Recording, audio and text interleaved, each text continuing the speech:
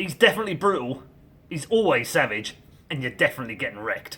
Right, this is episode 57 of Counterpoints. 5-7. So obviously this is going to be an incredibly underrated, probably underviewed episode that's actually ridiculously powerful. Just people don't appreciate it, you know. It's going to push the story a lot, I think, this episode 57. It's really going to drive home all the storylines that we've been building for the first 56 episodes. Yes, exactly. Like, if you thought it was shit for the first few, it was just a bunch of idiots talking nonsense, like, it gets really good now. You know when people do that, Moses? That triggers me so much when they're like, oh, yeah, I know you might not like the beginning of The Walking Dead, but, like, season 6 is great. I'm like, fuck you. I'm not watching 6 seasons or something until it gets good, you cunt. Why are you saying that to me?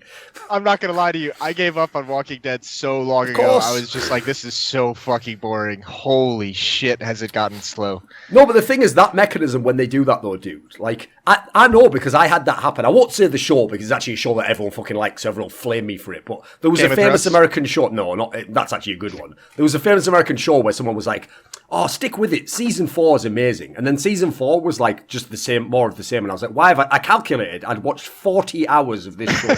And I was like, why have I done this to myself? Why am I just listening to this guy? It's like, what I need to do. Bad, isn't it? It is. How did you know that? Yeah, it is. I think Breaking Bad is shit as well. Yes.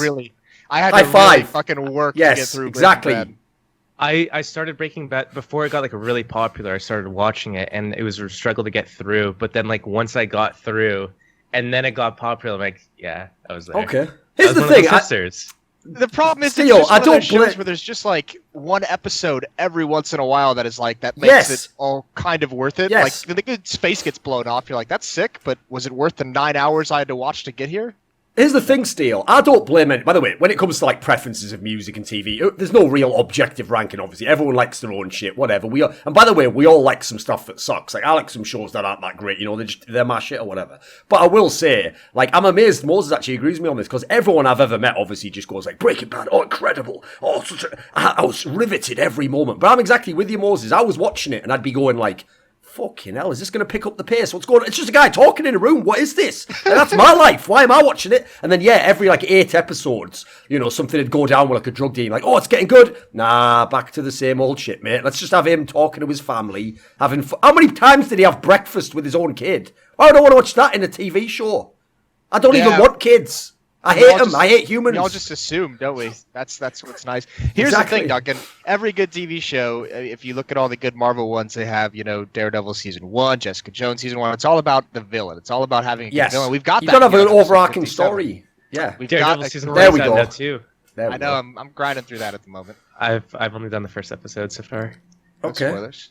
Well, here's the thing, actually. Speaking of Breaking Bad, I did see someone, just for the banter, I'll reference it here. I did see someone reference that Mayor from Gambit looks like Walt Jr. Like, just looking upon your own time, it's actually pretty good. Like, he does legit look like quite like him. Anyway, so let's start the episode, right? What I thought we'd do on this episode, Steele, is most of the episodes, as you'd expect of Counter-Strike talk shows, are just like, right, this last tournament happened, everyone. Oh, what do you think of this team winning? Fuck, they're good, aren't they? Oh, this team lost. Why are they wrong and we're all right? You know, like, we all know the basic script we're all going with here. But I thought we could actually do one that's a little bit more abstract in general. So let's talk about actually CSGO as a game, where the game's at, where the game's going, etc. So let's start here, right? You came from Source. Moses came from 1.6. I came from 1.6.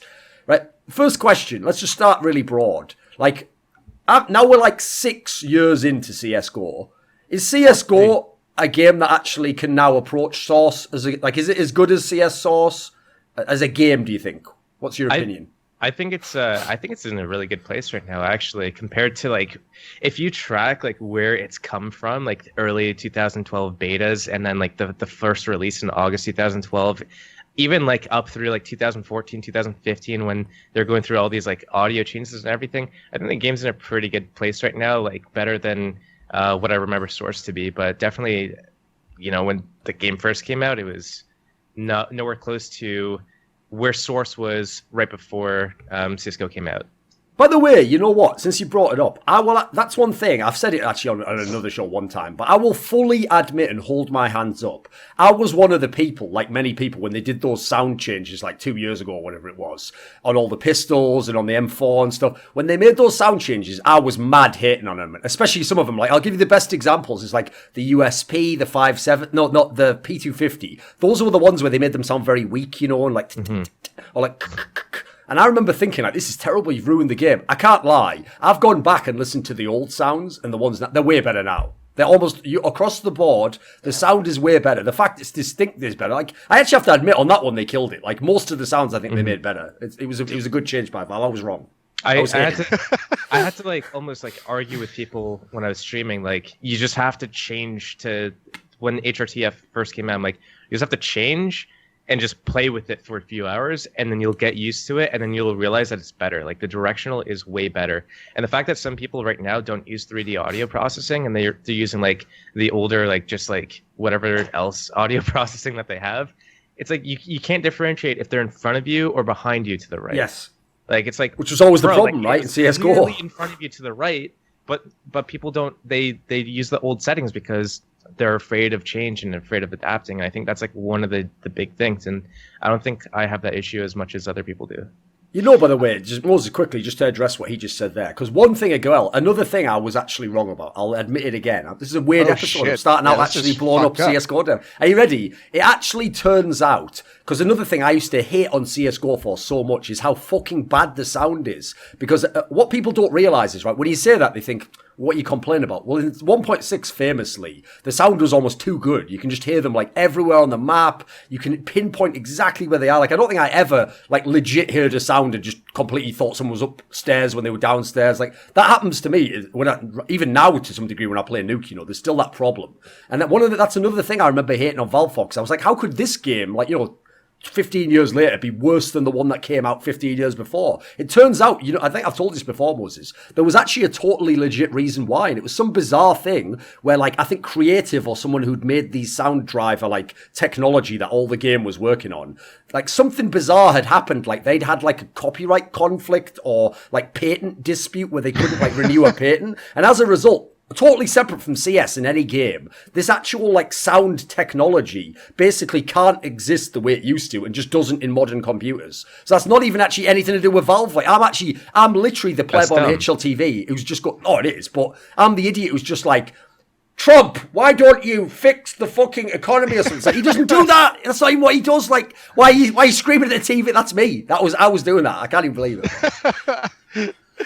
Oh, that's not bad. I actually, when we were at the major, I sat down with the Valve devs for like 2 hours and had just like a super long conversation about it. Must be nice.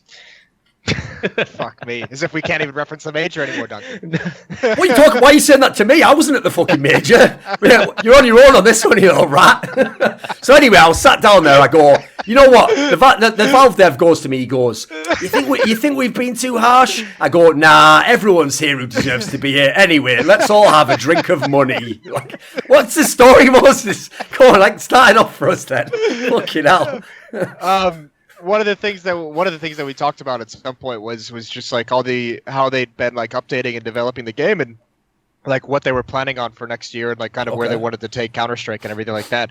And one of the things they mentioned to me kind of not necessarily in passing, but just very briefly and touched on, because I'd also asked like, well, like Dota, when are we getting Counter-Strike ported over to like the next version of the drivers? And they've said, well, we've already done most of it. So like they were just like, most of this year, the reason why people think we haven't done anything is because most of it has been on the back end, like slowly porting over audio to the new system, slowly porting over some of the different, you know, aspects of the game. I don't know the technical details or anything like that, one by one. So instead of having that one big update that Dota had when they transitioned over, they've just been doing it like piecemeal and then like working out the bugs as they transition. So that's kind of been just their focus while we're on the Valve devs and the sound system and everything is just like the slow update of all the different parts of Counter-Strike. So I actually think I agree with Josh. I think Counter-Strike's in a great spot.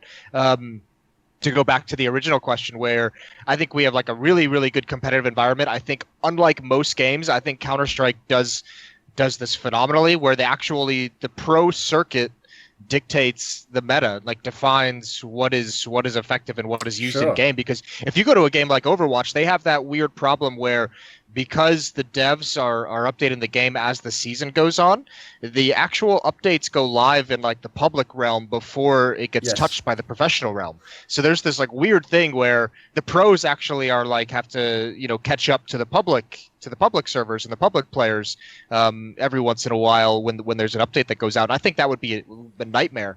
And then also I think, you know, unlike games like Overwatch and League of Legends where the updates are so frequent, Counter-Strike is way more stable in that you can like actually establish a meta for 3-4 months at a time, 5 months at a time, even longer perhaps, before things get changed. So I think actually Counter-Strike is in a good spot. And I think contrary to what most people seem to think, and I think this comes down to us just hating change in general, I think the devs have done, you know, the devs have done a fine job. Obviously, there's always going to be room for improvement, but I think they've done pretty good these past few years. Sure. There's another area as well, actually, where that guy Sloth Squadron, the one who's on Reddit and he does like all the, like, he's basically, he'd admit this, he's just like a super nerd for Counter-Strike, you know, he knows everything about how the engine works and how the fucking hit registration and stuff. So whereas people like us who, in the game are experts, but we're not experts about the actual technology as much, you know, we know a little bit about experiential basis and then we've maybe read the odd thing about how it works.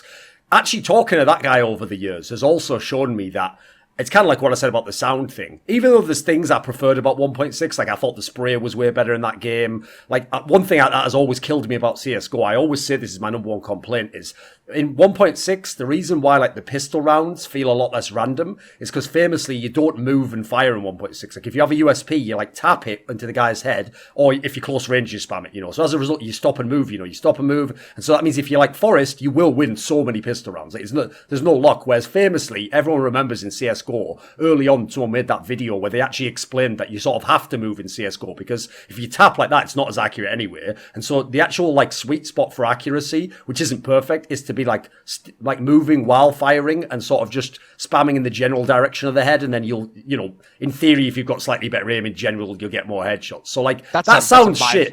It does if you come from any past game, it sounds terrible. But actually, that turns out, again, to be something where they can't fix that at this point in time. Like that's actually based on how they made the engine. Because apparently in CSGO, it's something to do with the fact that, to me, in my brain, I'd say just fix the pistols. But it's like, well, that's based on how like the movement works and the accuracy reset. So if you switch it for that and you make it better, then it would make, like, for example, an AK just like impossibly good or something. You know, it's some weird angle like that was how it was explained to me. So again, it's one of those things where, as a layman, I would ask for it to be better, but I realise you can't do that. You're too far down the branch of evolution or whatever. Like, you've gone all the way down. You can't just ask to change around at this point in time. Too far into the tech tree to go back. Exactly. Yep. Yeah. That's super nerdy. I really regret saying that, actually. Big Warcraft 2 fan, were you? I was, actually. Playing Orcs? I was the first video game I played in my life. On PC. Okay, what race did you play? Sir. In Warcraft 2, there's only 2 of them. It was like human and orc. Oh, yeah. I was more of an orc player. If you doesn't even side with his own fucking race in a video game. He goes with the fucking orcs, of course. Careful where you're going with this one. Yeah, I won't go political on this one. I'll leave that one out there. Stay in the video game. Purely in the video game, you're a race traitor. Right, anyway, along those lines. Anyway, back to the game. CSGO, that is, not Warcraft 2. What about this then? So, what would the main thing be, Steel, that you would like to be changed in CSGO? Or something to be added? It doesn't even have to be like, you know, a change of like something from the past. It could be something brand new. Because I have to say, another thing that's interesting about CSGO is, like, obviously in the first years, no one really understood like how to effectively use the Molotovs, and like our use of like even grenades was fucking terrible because they're so bad compared to the other games, you know, as you've seen now, like Astralis and these teams have gotten super effective at it. Is there something like new you would add, or some like new twist you'd put on it, or you'd be interested in seeing? I think there's so just with regards to the Molotov, I think a lot of people didn't know how to use it because when it was first introduced to the game, where everyone was complaining that it was broken, first of all, it costs like twice as much as it does right now. But secondly, it slowed you down and did damage to you, and you couldn't extinguish it by a smoke grenade. That's pretty wild. These things were actually fucking broken. I'd even forgotten that. That is fucked up. And they don't throw explode. Across the map. You could throw it across the map. So people were doing long A rushes on Dust 2, where they threw it from T spawn.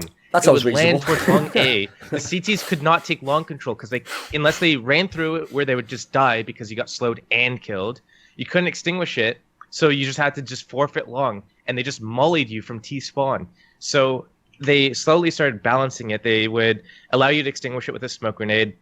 They would say it only can do one bounce off a wall, and if it doesn't, like, start like making fire on the ground by a certain time, and if it's still like traveling through the air, then it'll just explode into nothingness. Yeah. So Molotovs, it went through that bullshit overpowered phase into slowly getting balanced properly, and then it was when it was finally balanced where they nerfed it basically from where it was, and then they reduced the price of it as well. It was in that moment that people didn't really understand like the use of it or like why it would be good. So everyone started going back to like, I know, for example, I was playing with Smoke Double Flash HE. I never use I would use a Molotov on T side on a few maps. Like if I'm Dust 2, I'd molly out like the stairs on Catwalk. But I found very few uses for it. And then it was hard for me to justify purchasing it for $600 on CT side because it's like twice as much as an HE. And what am I going to do with it? Like, it only locks out of place for 7 seconds, but that's, round time was different. C4 time was different. Just the general meta of the game was different. The map layouts were different. Like we're on different versions of the map. So Inferno, like you just lock down with smokes from arch side mid and put one guy at the car in that little crack that people couldn't see you, but you could see them and kill them. And if they shoot at you, they hit metal and you shoot at them like there's nothing there. Yeah, sick map. So I think looking back on the Molotovs is that you can't really just look at it and be like, well, people didn't really know the meta of it. It's like, well, it went through changes. The maps were different. The meta was different. Like you could just bounce around with an op and just like kill people. It's like you don't really need a Molotov in that because you literally could like do that crap where you're just like bunny hopping around with an op, quick peeking and quick scoping, and they nerfed the movement of that massively. So the pacing of the game changed, and because the pacing of the game changed, the meta with the mollies changed. I will say, by the way, even though I am actually one of the few people who wants the AWP to be a bit more, like, buffed up again, imagine what Simple right now would be like with that original AWP from CSGO. That would be so outrageous. You'd never need to buy any of the gun. It would just be, like, killing absolutely everyone. Just when you wouldn't even be able to hit him, he'd just be dodging, because he's so fast with his firing, It'd be fun. It'd be like fucking JW times 10. I fucking love that shit. I think the AWP's in a really good place right now, dare I say it. I think it's still really good. I think in the right hands, it's like really powerful. I think that this like 1 maybe 2 AWP meta is like going to be a thing of the past soon. I think that you're going to start seeing CTs using like double AWP as like a standard thing. It already is to an extent. I'm starting to see it. Like I'm starting to think like 2 AWPs T side might be a thing as well. Like people aren't understanding that this meta is so like. First of all, it's been done for so long. And secondly, it's so easy to predict this meta. It's kind of like sickening to just see the same shit. Like it's so predictable, and there's going to be a meta shift here soon. If no one else starts it, I'll start it. Is the double op going to become?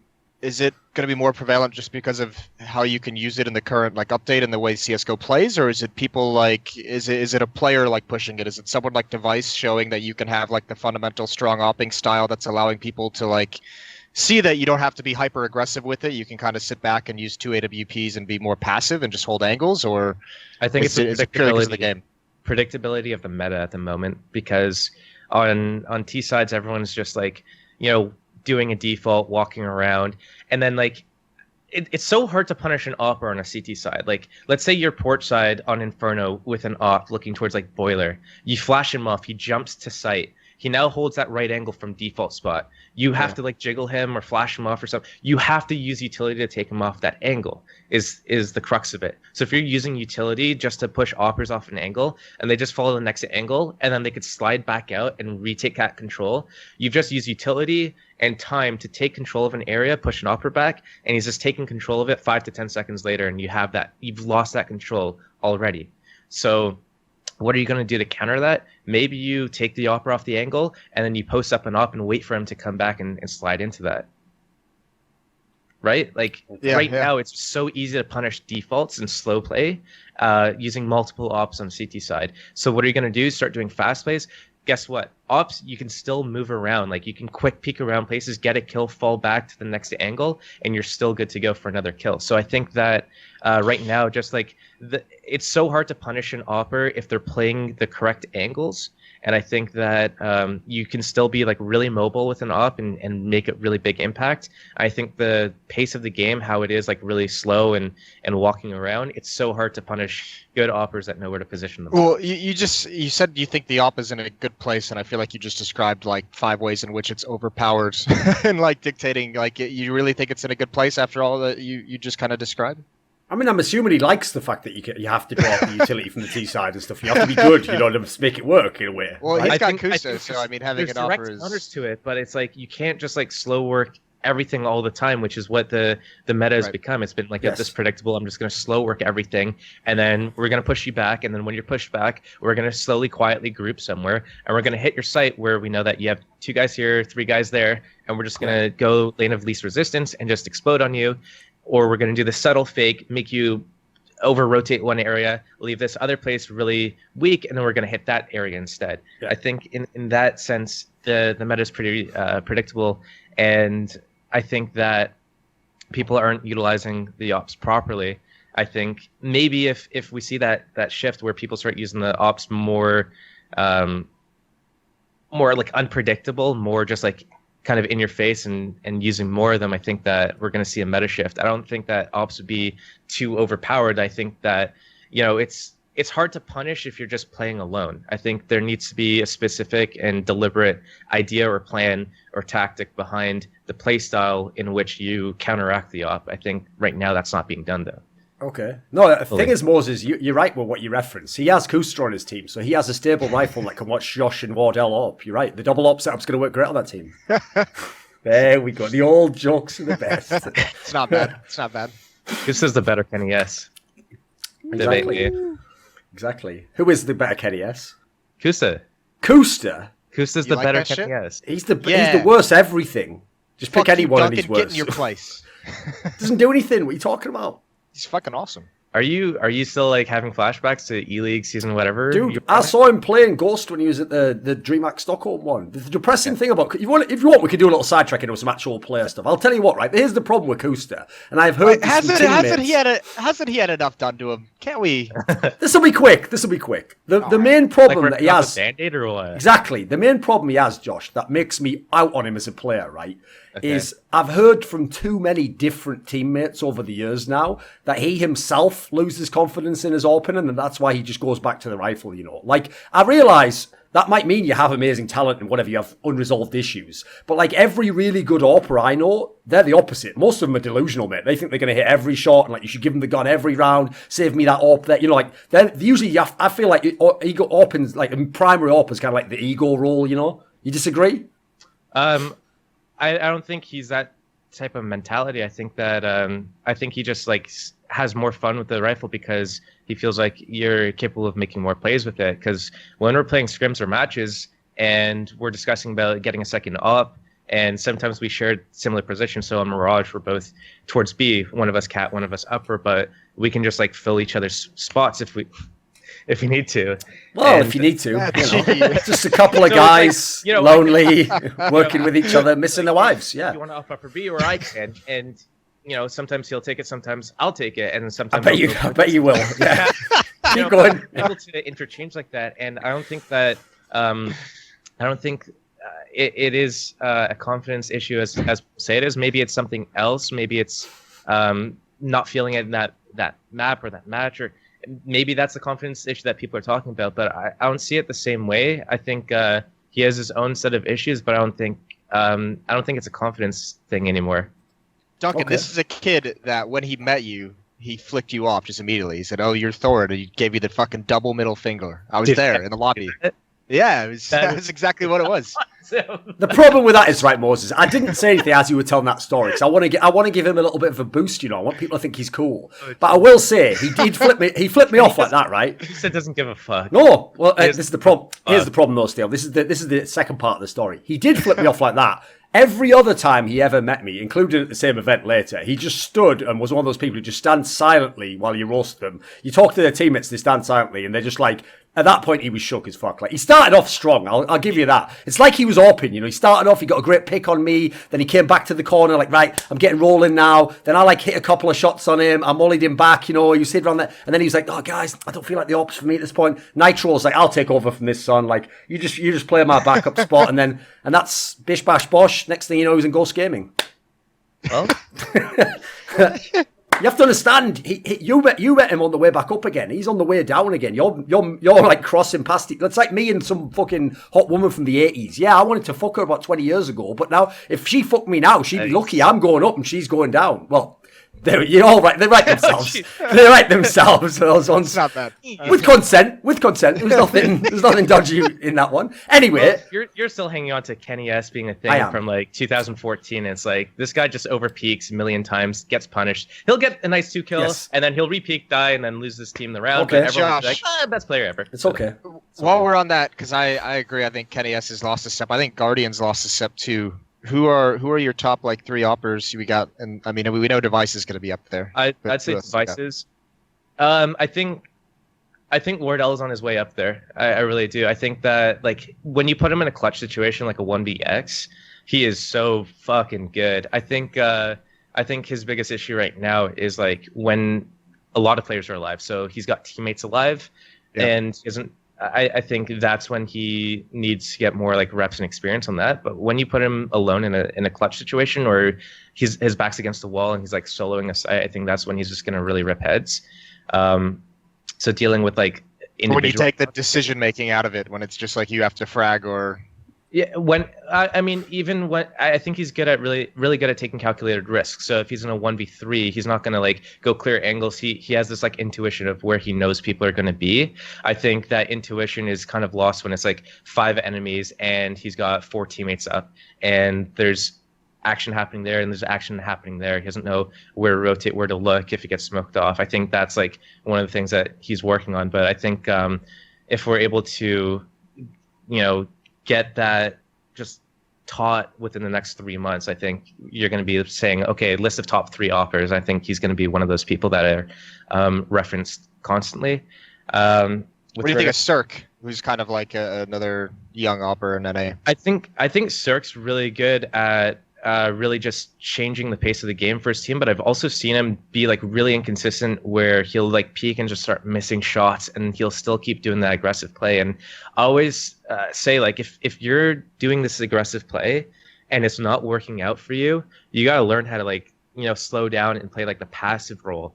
And if NRG doesn't have that second gear, if they don't know how to like play with him in a like more passive situation where his aggressive plays aren't having impact, then I think they're going to have an issue. I think Cirque is probably one of the top 10 oppers in the world, though. I haven't really crafted a list, so sure. I don't just a rough guess. He's top 5. Yeah, don't like he's definitely up there. I think that he's like, if you look at just his movement, his aim, and his consistency, I think he's pretty good. But again, I mean, I just put consistency up there. He does have games where he's just not hitting things and he still goes for the same plays and it's just not working out. Okay. I would not put Kenny S up there, though. Let's talk about Cirque then. Go on then, Moses. Give me your thoughts. On Cirque? Yeah. I think I am going to agree with a lot of what Josh said. I think although I will go the other way, I actually kind of like the fact that when he's having an off game, he's going back for the same shots. Because it does come down to that confidence a little bit. And yeah, you do have to adapt in games where you're not having an impact and find other ways. But I do kind of like the sense with someone like Cirque, who's a young opper, that he just goes back to it and he's not scared to take those fights, even if he's had a couple rounds where he's missed that shot. Because at the same time as an opper, I think the importance of just getting that one kill is so huge that even if you're missing shots and you still go for that opening gambit, it's massive.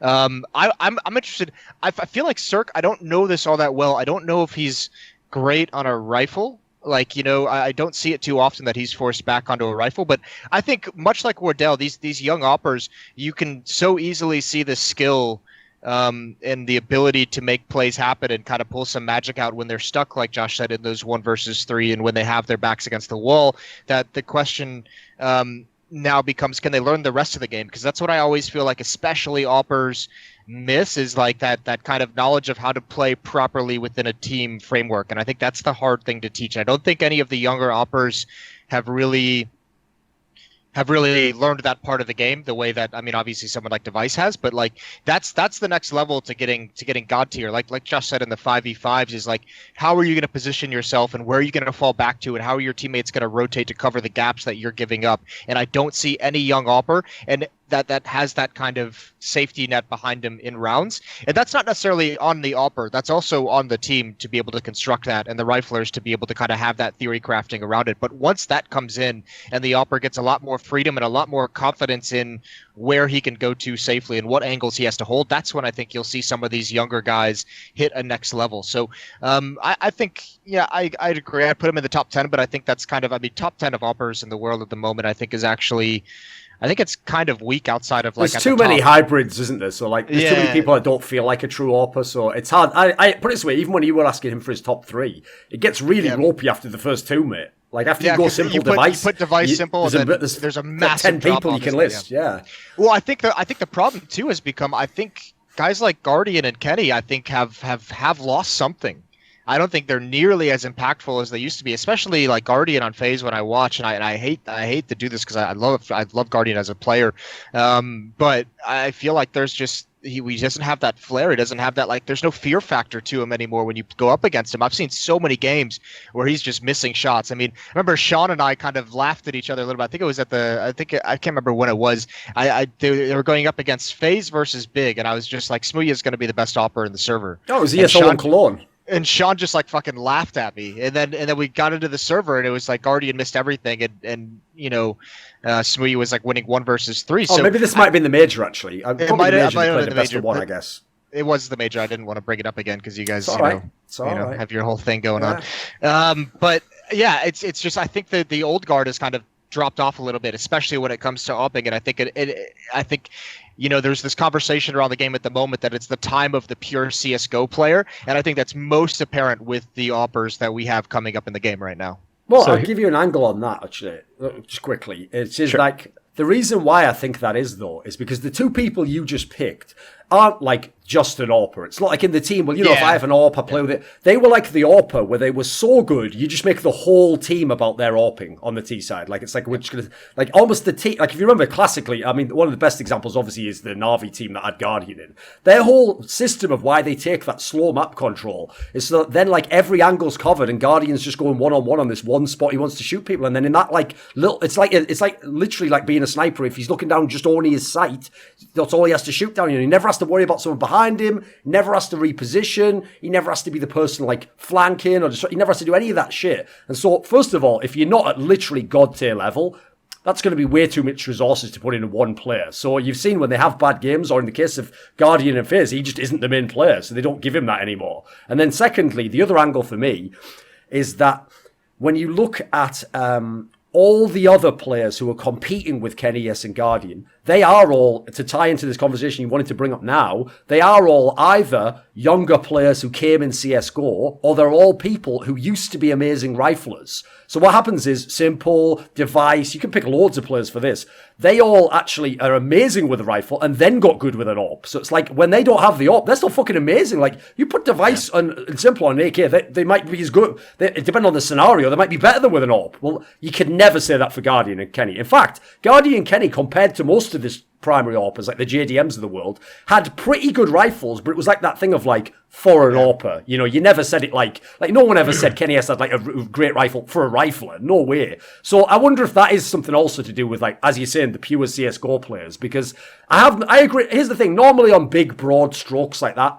it's hard to agree entirely because, it's not going to fit every player. But I have noticed that, like, all the ones who are like the 17, 18-year-old prodigies in the game now, they have everything. Their movement's godlike, their rifles are godlike, their pistols are godlike, their CZ's godlike, the fucking AWPs good, even if they're not a primary AWP. It's like they just came up in this game.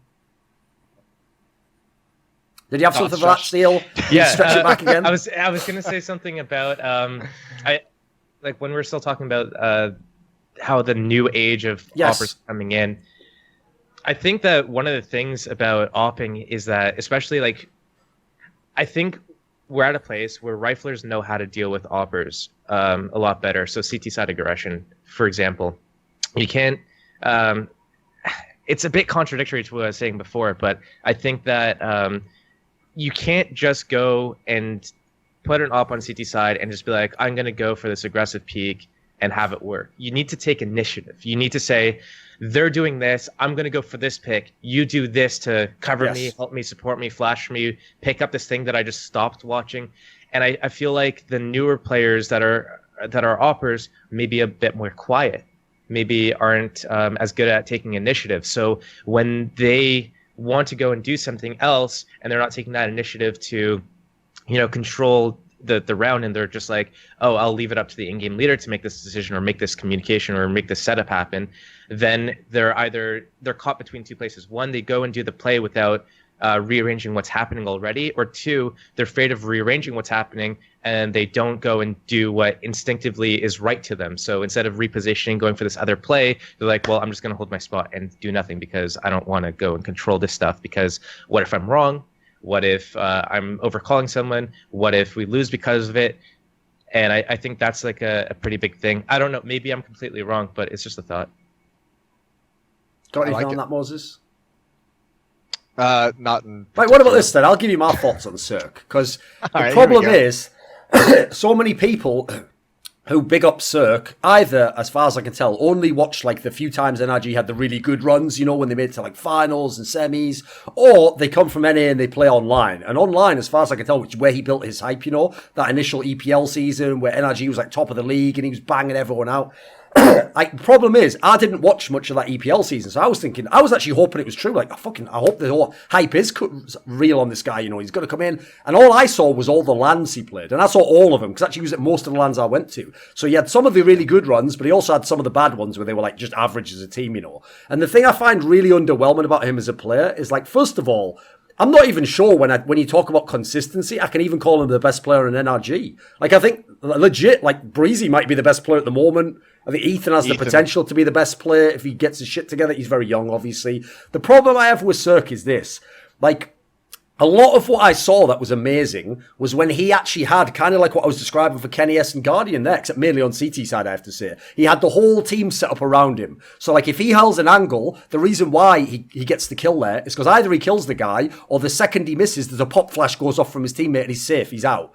There's a lot of AWPers don't do that. A lot of AWPers who are really good, people use them the opposite way. They're like, right, you just hold this angle, we'll rotate off, you just take aim duels there, you kill a few, you hold. It's like, it's the old school way of being like the AWPers, like the lone wolf or whatever, So first of all, I give a lot of the credit for what he was doing there to Daps and whoever was figuring out the system to put him in position. But then to touch on the thing that you were saying, actually, Steele, about how he will aggressively reposition, that's actually, I think, sadly, an example of where if you're a young player, sometimes your strength is your weakness, because you take your strength and you think, right, it's my strength, I'll just keep relying on this all the time. And so as a result, you can only go so far with it. And then wherever that limits you, you don't have, like, as you say, like a plan B. You don't have a second gear. And so in his particular case, I've seen so many times, even on CT side, where he's holding an angle, and like a normal AWPer holds the angle, and if he repositions, he stays scoped in, he just moves over a bit, he does it very slowly, in case they peek out, he doesn't want to get caught moving. Cirque does that thing where, like, cause he has a really fast scope in, he scopes out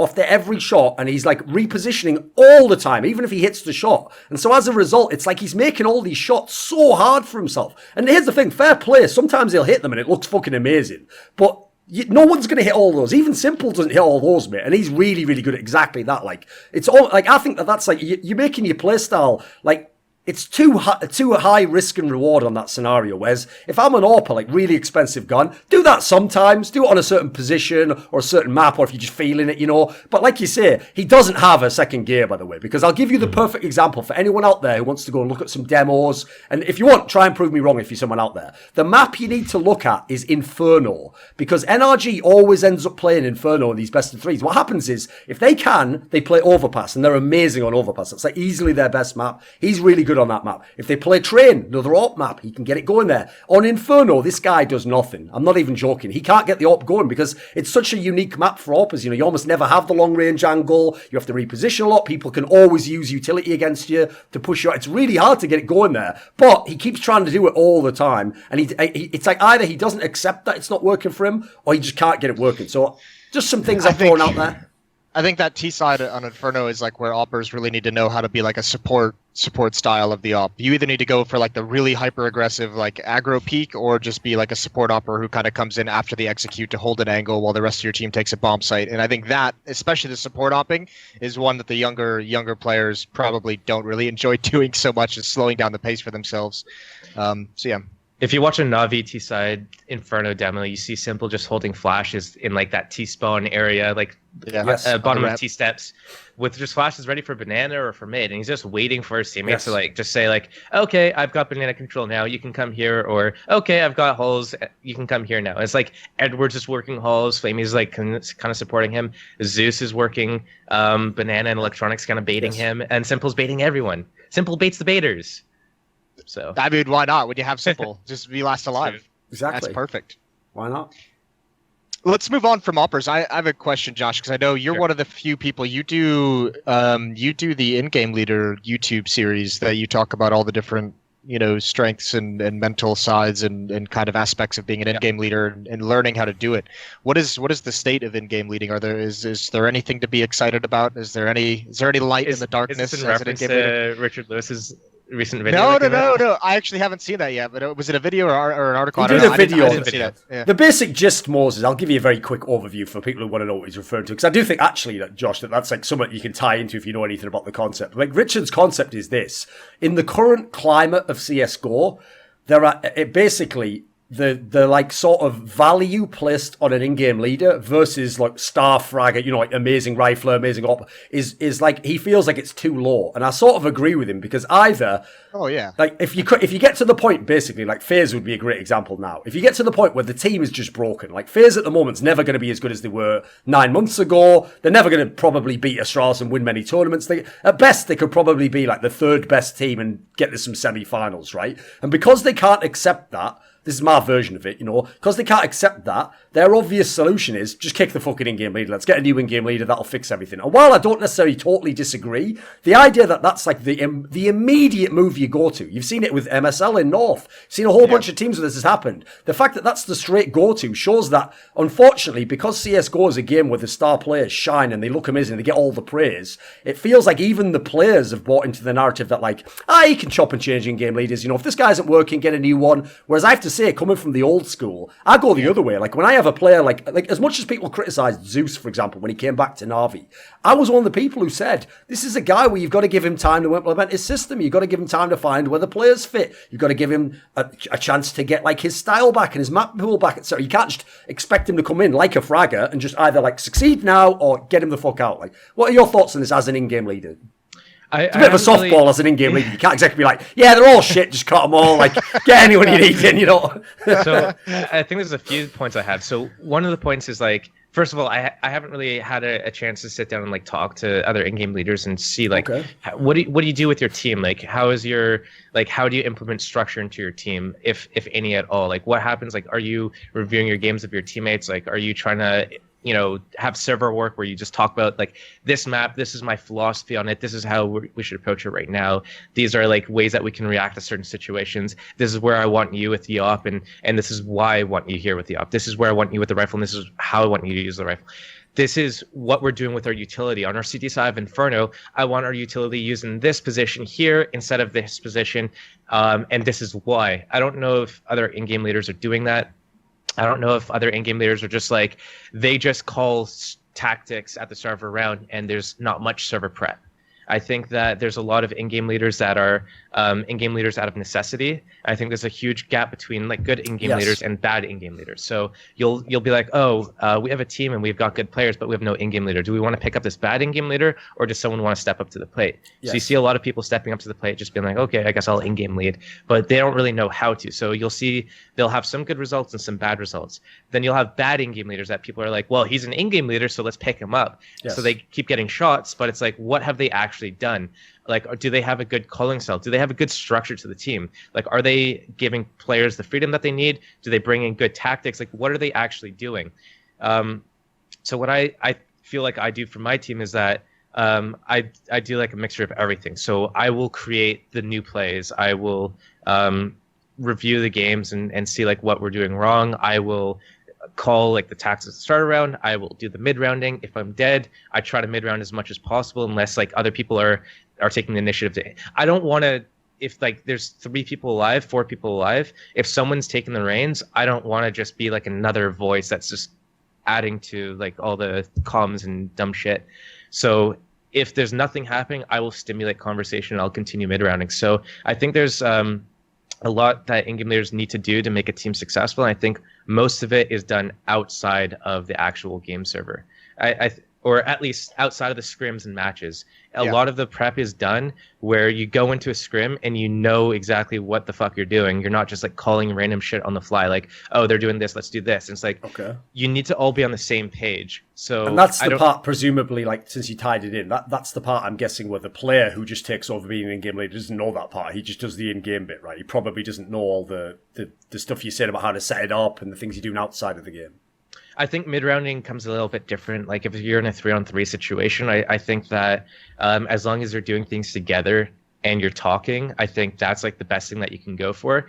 I just, when it comes to in-game leading, I think that people have such like wildly inaccurate ideas of what's actually happening. Like when I'll read comments about like, okay, let's look at it this way. In-game leaders, they'll get like all the praise if you win. And if you lose, like, you know, oh, the strats are shit, or, you know, well, the best example, mate, is if the fuck does calling a bad CT side mean? No, there's two things there. Individual decision making in like split seconds, like, and if I'm over at A on Inferno, how the fuck am I going to tell the B guy how they should react to a smoke and a flash? Sure. Like I can't do that. The only thing I can do is set them up as well as I can in practice, like when we're going through server work and philosophy and stuff, and say like, all right, we remember this game against this other team where we were doing this setup and it wasn't working. It wasn't working because we didn't have the utility for it, or we didn't have the health for it, or we had the man advantage or whatever. And then we have to make sure that the next time we play, we don't have that same issue. That's what an in-game leader is doing. That's where most of the prep is, not in the middle of a game where I can just tell someone how to play. I'm not going to hold their hands. I want to make sure that they're set up as well as possible, that they're equipped to know how to make these decisions on their own. That's the in-game leader's job. Sure. No, on that line, by the way, like that, another angle I would say, like, first of all, the CT one's obviously ridiculous. Like, yes, you could prepare certain setups, but you're definitely not like reading the game and calling it when you're not at that site. That's obviously a ludicrous concept. But one of the worst ones is when, yes, someone who doesn't know the game very well just assumes because you didn't get enough T rounds, like that's the in-game leader's fault. Like, I've seen some games on LAN where I'm at a tournament, you know, and I'm sat with like Sean Gares or some fucking guy who's legit really intelligent about the game. And there's been times where I've seen, a great example was, I remember there was like a Star Series tournament I was at where me and Sean were watching a North play, and North only got something like, let's say, like 40 rounds on this map. And I think that they either lost like 16-14 or, you know, it was like overtime or something.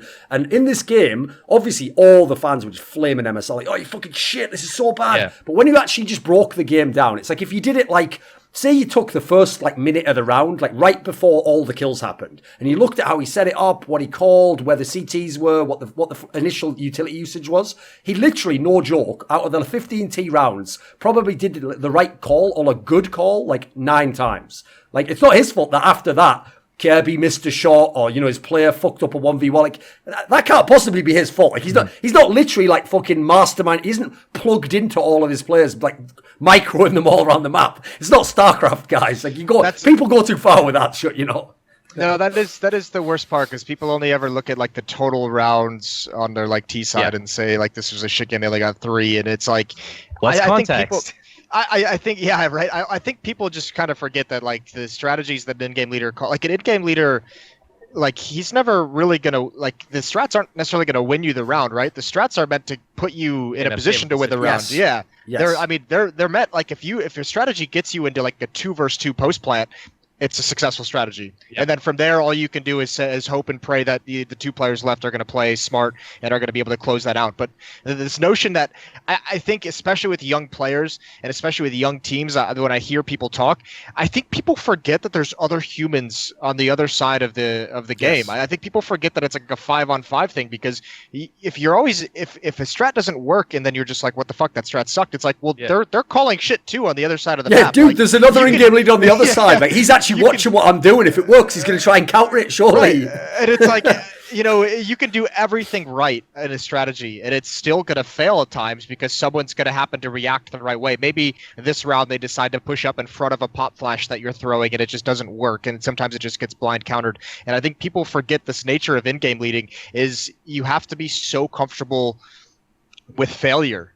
And, like, you do have to be comfortable with the fact that some of the shit that you call and do just isn't going to work. And I don't think any of the young players coming up, and especially with the fucking focus that we have on like pug systems to rise up in the ranks of Counter-Strike today, no one is comfortable with that losing. No one can handle the short-term like losses of losing 2 rounds in a row and being like, oh, these strats are fucking awful. And it's like, you have to be able to get comfortable with the fact that you're going to just straight up lose rounds, even if you do everything right. And I think that aspect of the mental game is just lost to the new generation. Oh, I've got an angle on this we could maybe address, actually, to keep it on the in-game leader topic. So one of the big high-profile moves recently was like Karrigan was removed from in-game leader, a guy who's done it for like many years with totally different lineups with a lot of success. Even in FaZe, where admittedly at the end, yeah, they had some bad results, but even in FaZe, he's had some amazing results. Like the level of consistency alone was bonkers. Well, I actually heard this angle. Some of it's a bit of inside info that the reason why when they had the stand-ins they were still amazing, and then after they got Olofmeister back for real, they went really way down in level, is because when things stopped working in FaZe, they basically had exactly what happened when he was in TSM. They had sort of like a player rebellion where when you lose too many semis, the players are like, you know what, we don't really want to do like all the things you're saying, because Karrigan's style was like a very loose style. It was like you empower the player. Like you put him in the spot he wants to be in, you set him up, let him go to work, and then you make a decision after that, right? Well, the problem with that is star players love that when it's fucking working. When it isn't, well, they don't want to be the one taking the blame. So they're like, oh, what are you doing? Like, we need, as soon as a star player starts saying, we need more structure, and you're known to be like an ego player who wants to play like, do whatever he wants, you already know there's something fishy. So basically what happened was they were starting to tell Karrigan, like, you've got to put like a bit more structure in, and we've got to like have more set rounds, and in doing so their level was going down a bit. But then luckily, amazingly, Olof had to leave, right? So since they had to bring in those different stand-ins, Exist for a couple of events, Chroman for a couple of events, they literally were not getting any scrim time. They used to just go to the tournaments with the guy and just play the matches. And because they had to play the matches, they went back to just playing free-for-all and like Karrigan calling basic stuff and just trusting that the players can win you the rounds. And basically, the players did. Like Guardian went ham, Nico was fucking amazing. Like they were winning or coming top place in most of these tournaments, like top 4 finals. But then when they got Olof back, they went back to this thing of like, right, now we got to go to like a bit of this, a bit of that. And like my read on it is they just basically got into like no man's land. They weren't a super tactical team that was amazing at utility and setting up the round, because that's not the players they had. But they also weren't letting Karrigan do what the fuck he wants. So basically they're telling him like, do half of what you want, and then when it doesn't work, going, you idiot, you need to be fired. It's like, come on, man. Like it has to be one or the other. We've got to be in or out on this, So here's some food for thought. Remember when Nothing was filling in for Mouse at Belo Horizonte? Yes. So how about this theory? Just you equip players to play like as best fundamental CS as you can, and then you just play. You talk, you communicate. When you're in favorable situations, you don't do dumb shit. When you're post plans, you don't do dumb shit. You close out all the rounds that you have the advantage in, and you just play the game. That's what FaZe was doing for a while. That was successful. That's what Mouse was doing for a while. That was successful. I feel like there's a lot of players right now that have this like weird idea that you have to have all these like set tactics and structure, and it has to be so rigid. And it's like, dude, it doesn't have to be. Just fucking play. Just think about what's happening, make a decision, and play. You have to get into this almost like flow state where you're just like, I'm acting on intuition. I know what's right and what's wrong. I know what's good, what's bad. And I'm just going to play the game, and I'm going to talk to my team. You don't need to have 6 strats. Like, if you know the basic smokes and basic flashes, you say, all right, like, we're playing overpass. They have 3B. They're 2 push back on A. Let's do truck smoke and mid-site smoke, and I'll flash you guys in. Like, what's fucking hard about that? It takes 2 seconds to set up. And then if everyone just understands, like, oh, I'm going to go in first. Okay, I know I'm going to create space. Oh, this guy's going in first. I'm going to go in and swing off, and I'll get the trade kill on him. Oh, I'm doing the flashes. I know as soon as I do the smoke and the flashes, my teammates are going to go in. I'm going to trust them to get the kills. I'm going to watch the flank. Like, what's so difficult about players just being able to understand what their fucking job is in that round at that time? I feel like everyone needs to be like, oh, if I don't play this position on CT side, I'm not going to have fun. If I don't have fun, I'm not going to play well. It's like, what the fuck is that? Just play the game. Like, I can literally play any spot on any map. It doesn't fucking matter. Give me time and I'll play it. I won't be like, oh, I don't want to play that spot. And I'm going to learn how to do it. I know the basic smokes. I know the basic philosophy. I just need reps. Some players are just like, I need this, otherwise I can't perform. Listen, What? Josh, you're from the old guard though. That kind of a mindset. I mean, I know you hate to say it, but you're part of the old crew of Counter-Strike where you actually had to do that kind of shit. The problem is, like, Moses, little selective whiny bitch. like everything he just said there was brilliant, right? But in the modern day world, when he's in like the FaZe locker room, the second he finishes that speech, it's not like any given Sunday, and they're like, yeah, they all just turn to each other and go, "Get this guy the fuck out of it." Like that's the problem. I think it's brilliant, but they would all hate it. Mate. Like I was thinking the whole time in my head, I'm like, all I want to do while Josh is talking is just shout out the fact that if you let players have that freedom and just play the game, it's going to be some asshole who just wants to run up mid with one pop flash and try and take a one-on-one duel against an op every round. Playmakers, and then you lose a fucking teammate in the first 20 seconds, and then I want to see how Josh strike. Because then I know Josh should be like, all right, maybe don't just play the game. Just do what I say, actually. Yeah. Well, just go where, sit in that fucking where corner the until and structure comes in before you even go to the games. But there are players like that are in just like this permanent playmaking mode.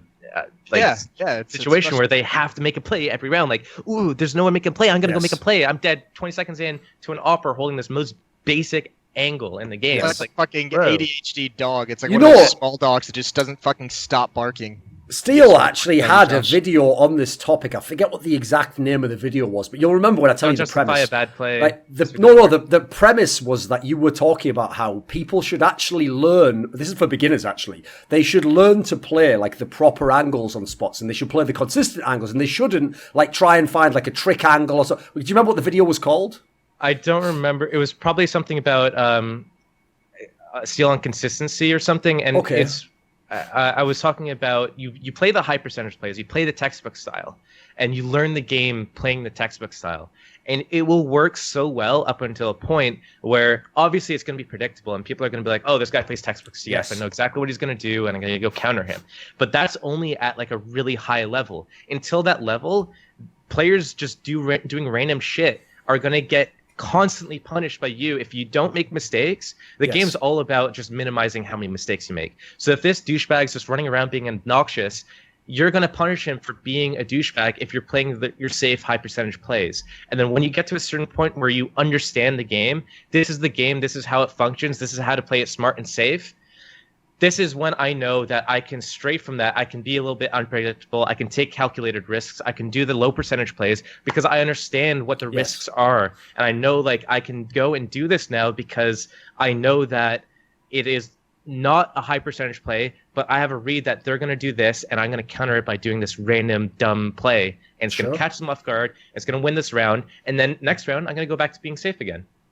Because the thing is, right, what that made me think of was, like, I wouldn't even I'm not even going to use it just to bag on NA players. I see European players who do this as well. The amount of CSGO professional players who don't have that mindset is amazing. Like, the number of players where, it's kind of like what I was talking about with Cirque before, where, like, the skill set is there. Where, like, if you could get, like, Zipniks and give him Cirque's, like, skills, you fucking dominate the game, you know? Like, most of the players who you dob as, like, the supportive player are really just the player who's doing exactly that. Like, they give their team stability because they don't just die stupidly. They don't do a gimmick play that no one knows what they're going to do. Like, the amount of players, though, who, I guess it's because some of them are like FPL players or whatever, they have that mindset of like every round is like, even on CT side, I'm never holding the same angle because I need to be like off angle or like in a weird spot. I have to like, I'll try and catch them on a weird timing. It's like, if you stop the game and ask them like, what timing are you talking about? Like, what information do you have to even know he'd be out there now? It's like, they'd have to admit, like, well, I don't, I'm just guessing. It's like, well, then why are you doing this play? Like, sure, do it if, like, Steel says, you know, it's like, you got to do something, the other team's grinding you down, like, they're getting you. Yeah, in that scenario, do something to throw it up. But, like, that can't be every round, dude. There's got to be, like, some consistency. Otherwise, how can any of your teammates know what you do? Yeah. Go on. Well, Moses baited him with that breath, didn't he? He did that big... Listen, it's early. I've only had 2 cups of coffee. I'm still yawning. It's fine. Let's move on. Well, here's the thing, Moses. When you say that you've only had 2 cups of coffee, it was when Richard hit his 3rd cup of coffee at about 11 a.m. at DreamHack Cluj-Napoca that he turned to Sir Scoots and said to him, Scott, I'm so tired right now. And Sir Scoots said, my favourite line in the history of esports, well, then get the fuck out of my industry. Which is like it's one of the only times I've ever seen Richard not get angry, not fire back, because he had nothing left in the tank. He just literally turned to me like a broken man, just like, oh God. Just like, it was one of the lowest moments probably of his life. It was so rough. was funny as fuck when it wasn't me Scoots getting has some of insulted the though. best line. Like, what was that? That he got into like some Twitter battle with someone. I forget over what it was, and he just like someone fucked with him a little bit too much, and he just responds with like, "You just fucked with the wrong person at esports." I just fucking love it when Scoots does that shit. It cracks me up. Oh, because the thing is, Moses, he actually gets here's the thing, cause even though in the industry he's legendary, he hasn't got as big like a fame in terms of like as a personality, especially not in the modern day, you know, when he's been more behind like the camera or hasn't been events. So he gets people who come at him all the time. Well, they actually do work in esports, you know, they're like a Call of Duty player from like NA who's been around for 3 years. And when he starts talking shit to them, the angle they always take against him is like, who even are you? Have you even done anything in esports? Like, one guy even said to him, I've been in Counter-Strike forever, where were you? And it's like, is that even the question you're asking, Sir Scoot? You know, he played in Beta 1. Like, is this even real life? Like, what are you talking about? Some of the first CPL. That is so mental. You just give up all your fucking high ground when that shit happens. Of course. They just wreck themselves. So where were we? Yeah. I've got a conversation we could roll it back into. So to tie back into an earlier conversation where we were talking about AWPing, etc., one thing I wanted to ask you about is, like, one thing I'm not actually a fan of at the moment in CS is, in terms of the economy, like, I know already there's the economy change on the second round after the pistol. That affects things. So that's going to change the discussion a little bit from where it would have been like 2 months ago. But one thing I'm not a fan of generally is, like, there are certain maps where I almost feel like that angle that, you know, back in the day we used to say, this map is CT-sided, this map is T-sided. And it wasn't even just like an opinion. You could actually just tell, like literally Dust 2 in 1.6 is clearly T-sided. Like, almost every team's going to get most of their rounds on T-side. Like, that's like a fact. In CSGO, like, a great example, my favourite would actually be Inferno. The reason why I think Inferno isn't either sided is because if your team doesn't know how to manage the CT economy, it's T-sided. But if your team is like Astralis, it's CT-sided. Like, that's the key that changes it. So the economy 100%. For me is like, I feel like it's so fragile already, even before this change, for CTs, because what we learned in CSGO that wasn't the case in 1.6 is, like, in 1.6, a full buy is just get rifles and armor. Like, we'll see how many grenades we can get, how many that's a bonus, you know. In CSGO, I almost feel like you shouldn't call, like, 4 rifles and a FAMAS and armor a fucking full buy. That isn't a full buy. Like, you can't do shit on Inferno with no flashes, like, that's nothing. You're almost on, like, a forced buy for me. Well, it's a full investment. Sure. So there he is. He's found his way to worm around it, hasn't he? What sort of fucking lawyer is this guy? So I would say the only 2 maps that, like, generally speaking, I'd want to pick CT if I had the option to start on would be Nuke and Train.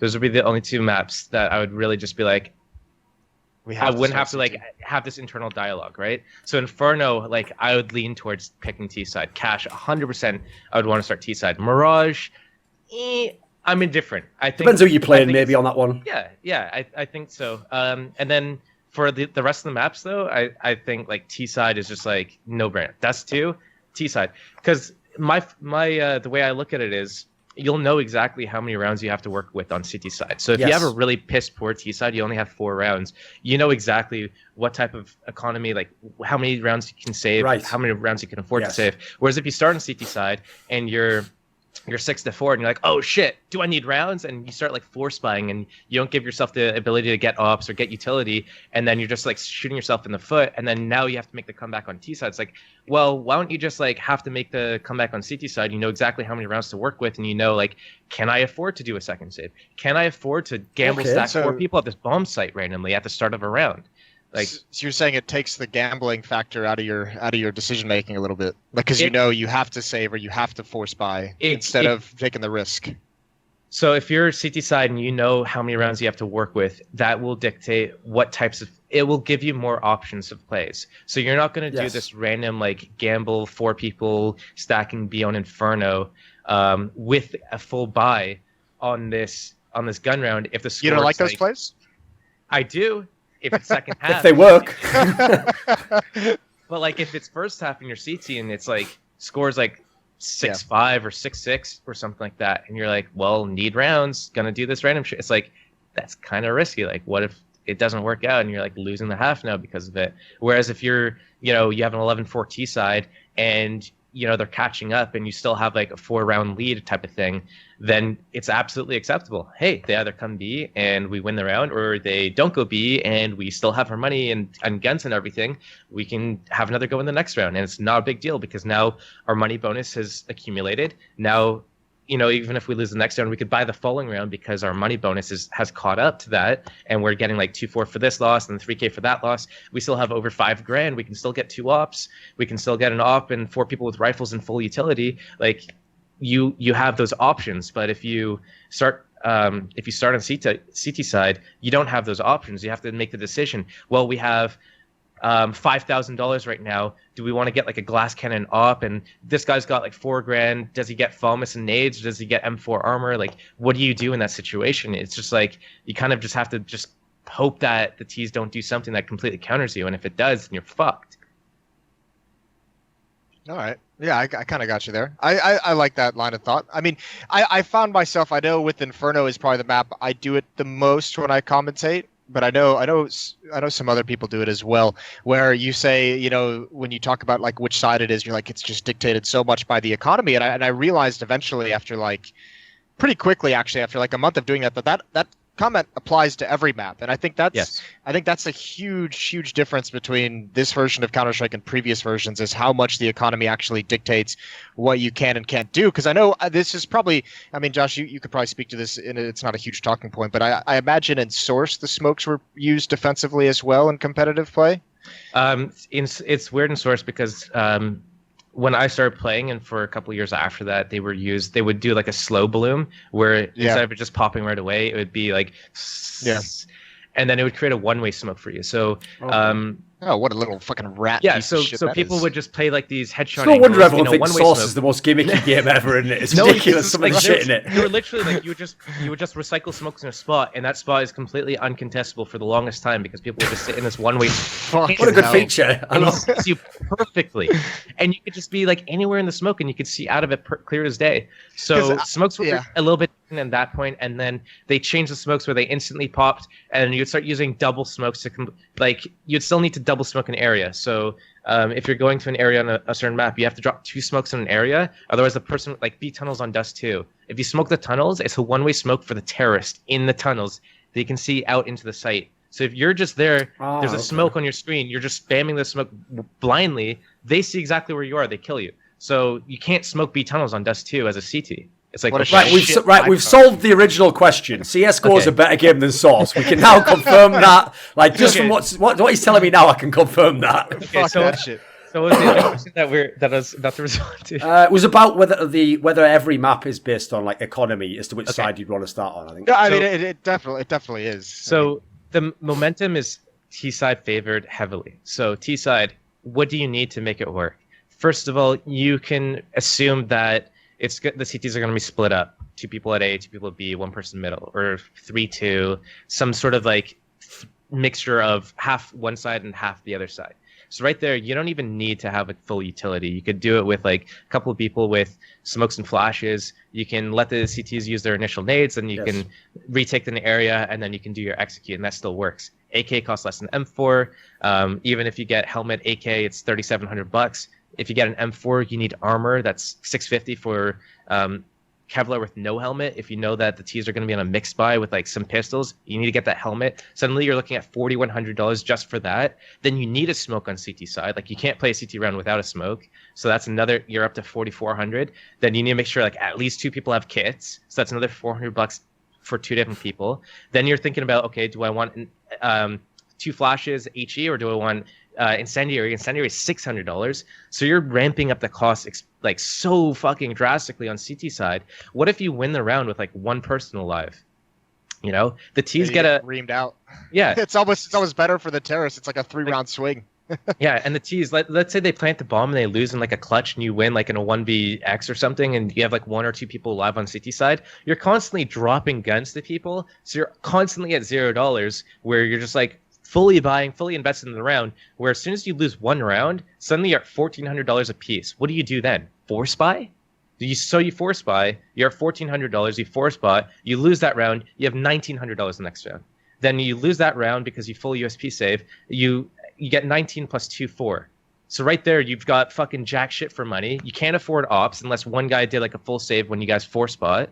So you're either not fully force buying because one guy's saving, or you're fully force buying. You don't have an op 4 rounds later after you get reset because you were winning every round with 1 or 2 alive. Contrast that to T side, you lose 5 rounds in a row, plus you got a fucking bomb plane. You're sitting there at, $4,000 every round, $4,200 every round, plus kill money. Like, you could literally lose a round and buy an op the next round because that's how the money works in this game. Sure. I will say that's Duncan. one thing that we actually had. What were we going to say? Sure. Come on. I was gonna say you need to get your editing skills. We're gonna put them to the test, and I need you to do that whole background of the numbers flying from. Okay, yes. Wait, you mean Throughout as that he whole was thing. throwing out numbers, you were just going, Yeah. I'm just going to trust what you say and make sense here. I'm not really checking I'm not fact checking any of these. I don't have Basically, we my need like the calculator on me at the moment. Exactly. We'll do like the Hillary Clinton. Everyone in the comments, just fact check whether what he said was right. Like, we don't know. We're idiots as well. And we're tired. Like, we're not checking that shit. Yeah, you're right, Steele. It's all correct. The numbers all sounds check great. out. No, the thing is, I definitely agree with that point. Like, that's something that actually, to be honest, it started in the end of 1.6. Like, I remember famously, it was like the Polish teams and Navi. These were the teams who used to do like the half buy on T side. And it's the same logic. Like, I used to think initially, like, are they just like gambling? Do they just like to buy all the time? Because it was actually traditional for like Swedish teams to do a full save as a team or a full buy as a team. And if you do a full buy, like minimum, you better be able to get like a Galil, like no one's doing like, I've got a Deagle and there's only 2 or 3 AKs. But what happened is the Polish and the CIS teams started doing it. Now, mainly, I don't think they did it like, they didn't say what you're doing. I don't think they figured all that out, reverse engineered it. I think actually they just did it because they had like Neo or Marklov, or, they had some amazing player they wanted to empower, kind of like you do now with Simple if you're in Navi. Mm-hmm. But what we basically found is what you said, is like if you're on the terrorist side, well, first of all, logically, if you play it out right, the worst case scenario is you face 3 CTs. So you're only facing 3 rifles anyway. So if you have your 3 AKs go there, or 2 AKs and a Galil, and you flash them off, that can be an even fight. In fact, if it's your best player with the AK, it could still be a great fight. It's basically the same fight he would take if you had a full gun round. And if he gets the kill, there's a gun for your teammates. So, first of all, economy, you don't need as much. And then secondly, you can do more without it. Whereas, like, the thing that kills me inside is when people do the, like, desperation mixed CT buy, where it's like you've got the CZ, an AWP, a UMP. It's like this. It's like, guys, unless one of you basically goes ham, this is never going to work. Like this, like the other IGL, if he knows what buy you have, it'll tear you apart. Like how you can't choose where the fight takes place. You can't choose which site he goes to. This is going to be so hard to make work. Like I know, oftentimes they do it desperation style, but some teams even do it just out of choice. Like it's so bizarre. It's got to be such a low percentage round. That's why you got to get some scouts on CT side. Fuck right off. He's serious too, aren't you? He probably is. 100%. Do you think the scout is good? Scouts are so good in this game. You have no fucking idea how dumb they are. Why I haven't seen anyone use it since they fixed the jumping hitbox. Well, we'll be at some events soon. Oh, here we go. It's teasing that in the air. Okay. Which one you going to be at, Josh? Moses, you have to understand, when you see the glory of his 5 scout CT buy, when they dominate the fucking game, then you'll know. We do 3 scout CT and then we get 2 things on top of it. Well, that would be too much to have more than 3, of course. Because you need to get the smokes and the flashes. And yes. Yeah, naturally. Can't afford that with the scouts. Here come the dollar bills again. Okay. How do you fix the CT economy? Is the change that they just made the extra losing bonus in the first round, is that going to be enough? I actually haven't seen any games. Moses, I'll tell you the problem, because I've watched it's at this tournament, for example. It's worse. It makes it worse for CTs. It makes the T side always force, or it's worse. Here's the 2 scenarios, Moses, that are a nightmare. Either the terrorists force, and they're a team who used to be really good on force buys, and so they've got even more money. Or this is even worse. I saw it happen at this tournament. I'll describe a very quick setup for you. So Na'Vi was playing FaZe on train, and in the pistol round, Na'Vi's on CT side. They win the pistol round with like 1 or 2 players alive, and I don't think FaZe got the bomb down. I think it was just a gunfight, So 3 Na'Vi players die, all of FaZe dies. FaZe does a pure save on their T side on the second round, except for 1 gun, which is Nico gets a deagle, and he actually gets a kill with it. That's it, though. Everyone else dies. Third round, FaZe is getting all AKs. Some of the Na'Vi players are still on UMP. One of them's on, like mixed up. It's like, the idea that Na'Vi is in a bad spot here, after what has played out, is like, by the old metrics of CS, a fucking travesty. Like, what did they do wrong there? Do you have to just kill everyone in every round as CT? Like, that doesn't seem reasonable. Is it possible, maybe, would it work if maybe you gave that extra losing bonus just to the CT side and not to the T side? I think that could be better. So yes. if you look at it this way, let's say a CT team wins. Let's say they have 3 people alive, but they all got shot in the chest and their Kevlar is damaged. They have to buy Kevlar plus helmet because the T's they might be on Glocks. You need to get that helmet. Sure. So you're investing $1,000 of your 3,250 that you get. What does that leave you with? Here we go again. Here we go again. Yep, we believe you. Just keep going. Scout or SMGs, right? So if the T's want to just say, fuck it, I'll just get like Deagle armor on this guy gets a scout, and then the rest get like CZ armor nades. Like, what are you going to do? You have fucking SMGs against people that have helmets. It's like, it's, CZ or Deagle versus a fucking MP5, MP7, MP9, doesn't matter. Like, that's pretty fucking favorable for the T's, especially if you're split 2 people at one area. Like, how are you going to fucking hold that? I'll tell you what right now, this is kind of the nightmare scenario if it's actually that bad and if it continues, because as much as I praised and said I thought the devs have done a good job, if the economy gets broken by this update and it just creates so much of an imbalance, if this stays for too long, that's the nightmare scenario. Like the economy is the one thing in Counter-Strike that needs like hot fixes if something's fucked up, like immediately. And I mean, we'll see how this one plays out. Obviously, I think it's just been 1 or 2 events maybe with this fix. But if it's that bad for the first 5 rounds, it's gonna have to get fixed up. But yeah, that's I've got a bold suggestion for you. Are you ready? And by the way, I purely just thought this up in my own brain right now. This isn't like I haven't got some huge plan for it. Hasn't been run through the Duncan filter quite yet. So here we go. You can tell me if you think it's a terrible idea. What about this?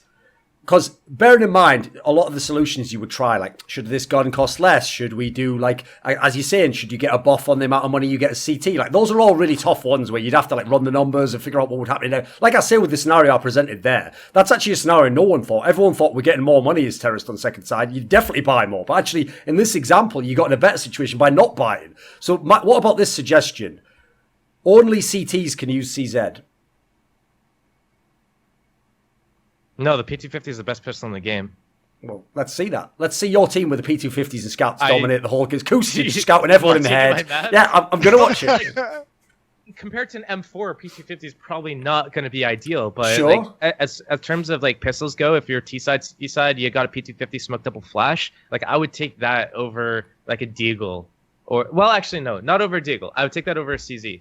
Because the amount of, like, I don't know if you've played with the Tech 9 or CZ. Tech 9's terrible now, mate.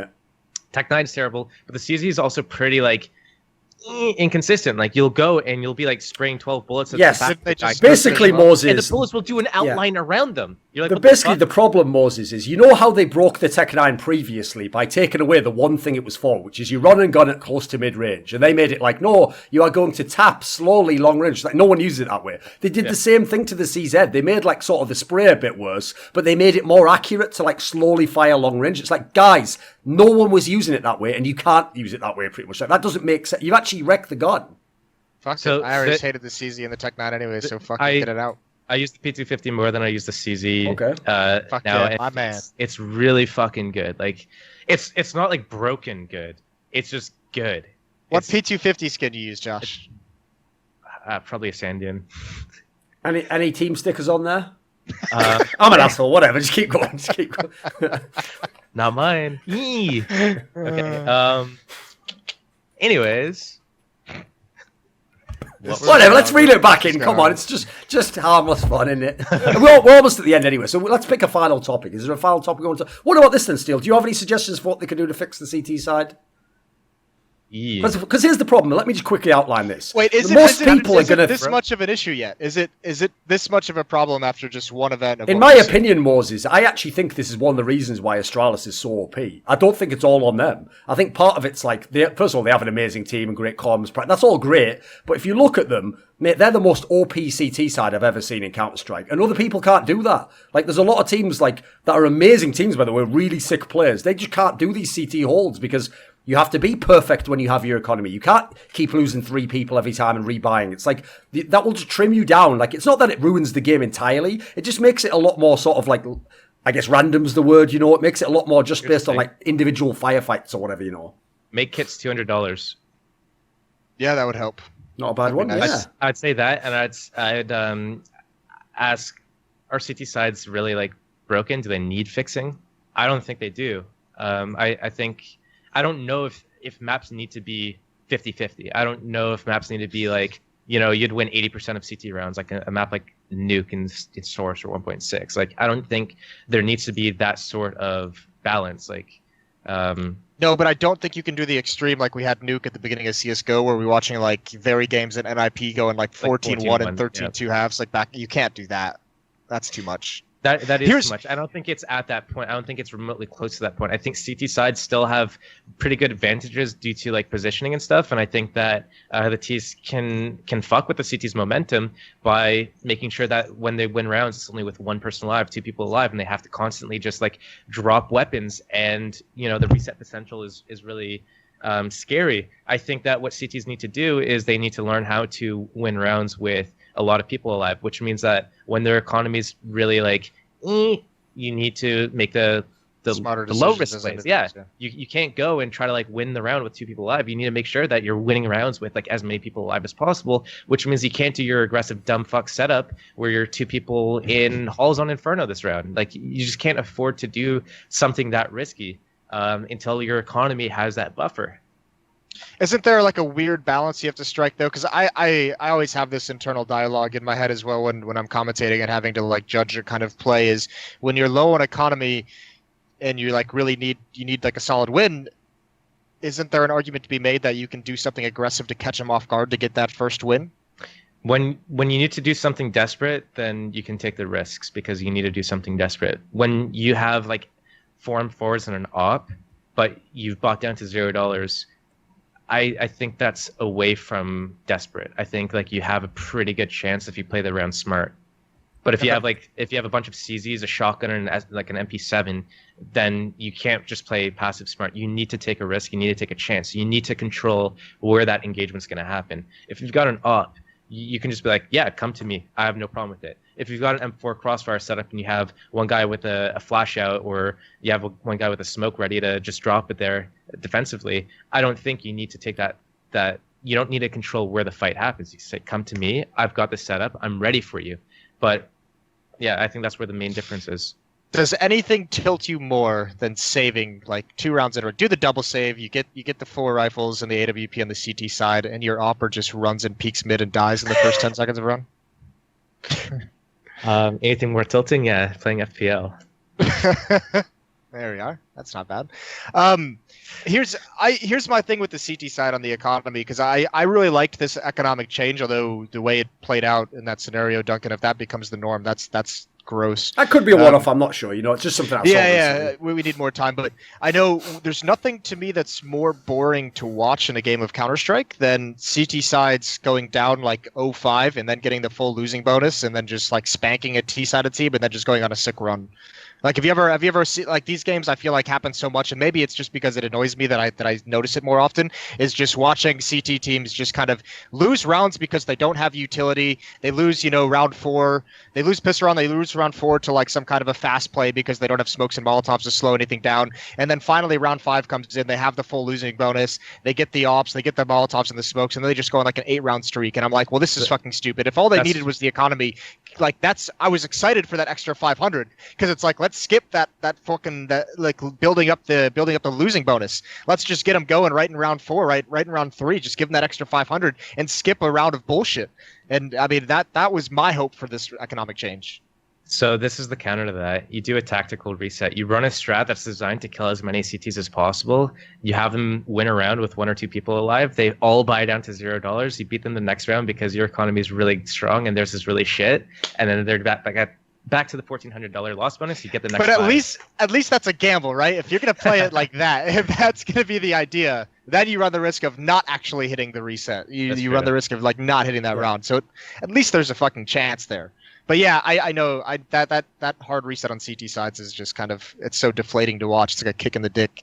That's why if I ever made like some sort, like say, you know those like what are they called, ESPN like 30 for 30 documentaries, where it's like a little like 30-minute documentary on a certain topic in history or something. And the idea is because it has insane production value, you know, you get all the people involved. Basically, like Moses tried to do for that series, he did one episode of ever like 3 years ago, and he's promising us episode 2's coming real soon, but like it isn't. But anyway, so. Which was better, episode 1, The Phantom Menace, or your series, right? No, anyway, the point I was going to go to was, if I could do one of those, one of my favourite moments in CSGO history was that one where NIP had Threat as the coach and they won DreamHack Malmo. Because this is the one where all the interviews afterwards, they basically admitted what they did, which is that the thing that Threat had figured out that no one else in CSGO was heavily doing at the top end of the scene was when you're on CT side and you kill a couple of people, you don't push and always try to punish by killing the other guns, right? What he was doing was purposely, when he played against the teams that love to force spy, if you got a couple of kills and you know they're just going to save the 2 guns, he would let you save, knowing that these teams are just going to be so tempted to force spy that they would just like wrecking their own T economy. And so what, like it's like he was just jerking them all the way off like a fluffer, and then he was like, right, stop, just don't come. And then obviously every player was like, please, just one more stroke. It's like, and then they were all just buying. And so what I love about that is it didn't work. Like long run, it's not going to work. You know, people are going to figure out what you're doing and they're going to adapt, which people did. Yeah. But in that one moment, he just wrecked all these top teams because they all just they were all going like, haha, idiot, we could just buy again. It's like, that's exactly, his team's got full CD economy, all the guns, all the weapons. You're constantly buying 2 AKs a gallon or Deagle, 2 AKs a gallon. It's only at the end of the game you would realise, like, we just lost to a team that's actually worse than us because we had about like 4 real buys in the whole fucking game. Why did we do this? Like, what is this? That was such a that's like such a G moment. It was legit. I mean, just exploring the economy over the years would be like a fun thing. Remember, Duncan, when the economy was so fucking broken before Shagwar wrote the article? Yes. Where like, so I don't know if you know this, Josh, but in one point in the old days, you used to. You know, there's the losing bonus or the losing thing where if terrorists stay alive after the round is over, they don't get any bonus money. Yeah. That used to happen to CTs if terrorists survived the round. If you didn't kill all the terrorists, the CTs would get no money and the terrorists would get like the extra 1,400 or whatever it was for losing the round. So a terrorist side, you could kill 3 CTs and just live, and no one would get any extra money. Like here's the thing, the genius of it is like pistol and no armor. Yeah, the genius, like the point he didn't mention there, is obviously like you have to as terrorists lose the round. But in doing so, you could fuck their economy. So basically, if you were a top team, what you did is you play your strat, and if it doesn't work like immediately, you go, fuck it, just save. And then you would save really defensively, so they couldn't push up because you'd be holding all the angles. It's like you become the CT at that point in time. But if you keep doing it, your economy just goes right back up again. Theirs is just the same. They're not getting any money. And as a result, there was like a solid few months where some of the really, really good teams like became unbeatable as a result because like they already had, you know, if it works at the beginning of the round, they win the round. If not, you're just getting no fucking money. It was such a stupid concept. If you think that's bad that it happened like over 10 years ago, what about the start of CSGO when the T's got the loss bonus if they saved? So you would lose T-side pistol and nuke. You would literally 5-man stack T spawn where you buy guns. Wait for the CTs to push into you. They either push into you and you kill them and, you know, make something happen, or you full save, you still get the money, and then you're able to buy that next round, but you don't give the CTs anything at all. Yeah, and they're on like a similar scenario. Yeah, I was going to say, that shit's been going on for a long time. We used to have the strategy and Prodigy, all 5 terrorist players. It happened in CSGO. That's pretty fucking... What the fuck? I like it. Whatever. This video was kindly supported by Andreas, Snazore, Westerlund, Dean Tanglis, Gardner Wilson, Landon Thompson, NateDOhDoubleG, Kyla Harris, Travis Greb, James Harding, Daniel Yordanov, VeXii, Robert Baxter, and a special thanks goes out, as always, to Jerky's Minion. Do you want to suggest a topic or a guest for my content? Would you like to ask me a question in my monthly AMA? Would you fancy a few teasers for what's coming up in my content? How about taking part in an esports discussion with me? Well, put your money where your mouth is and join the Scrilluminati today at the Patreon link in the description box below.